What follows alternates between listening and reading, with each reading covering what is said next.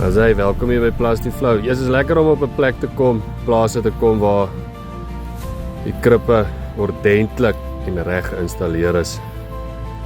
Ons 1500 besofaal waterkrippe in aksie. Hy is 2.5 meter lank, 1.3 meter wyd, 500 diep. Galvanized frame in die bokant vir beskerming en onder die lip van die krip is ook 'n gegalvanized pyp waar die rak bo aan vasbout. Dan jou deksel is beskerm. Die bolwelf is binne, niks kan by hom uitkom nie, behalwe 'n mens.